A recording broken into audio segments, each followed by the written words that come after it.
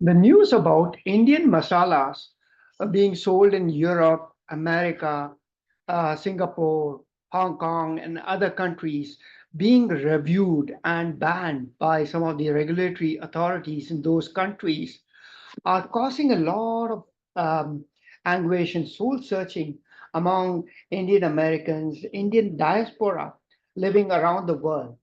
Not surprising, given that there are hundreds of grocery stores just in North America alone, focused on Indian groceries, Indian bazaars in North America. Now, the news here is that Hong Kong and Singapore have banned a few brands of Indian grocery, like the MDH sambar masala or the Everest fish curry masala, or some of the masalas made by these two companies. And of course, it's just the tip of the iceberg, right?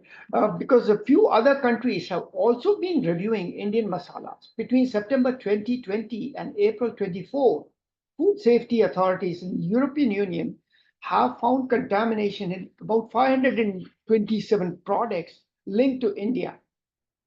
After some varieties of MDH and Everest masalas were banned from Singapore and Hong Kong due to safety concerns, the Ministry of Commerce in India has sought details from the food safety regulators on the two countries to determine the root cause of their rejection. Of course, all this is playing out in the media, but behind the scenes, people are concerned, primarily because exposure to some of these chemicals, right, like ethylene oxide, which is said to cause lymphoma or leukemia, among other cancers.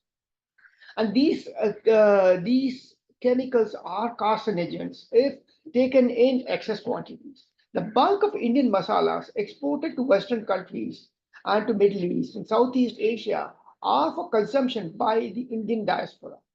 But the Indian diaspora, especially first generation Indian immigrants, prefer Indian cuisine as their go-to food. Nearly every major city in the US and Canada, places I have lived in and visited, have Indian grocery stores. And what has happened is over the past few decades, these shops have really taken off and have become the place for Indian food. Now, ready to use spices from brands like MDH and Everest that are in news have made life easy for South Asian and Indians. They are really convenient, pre-packaged, ready to use. But now that the regulators have pointed out, Indian Americans or the Indian diaspora living in the Europe or in South Asian countries are going to take a hard look at how they consume these masalas, how they consume this food, and what it means to the health of their health and that of their families. Because health is ultimately wealth, and we need to make sure these brands comply with local regulatory guidelines and provide a safe, healthy food that we can consume, comfort food that we look forward to. But at the same time, the food should be healthy, should not contain any of these chemicals.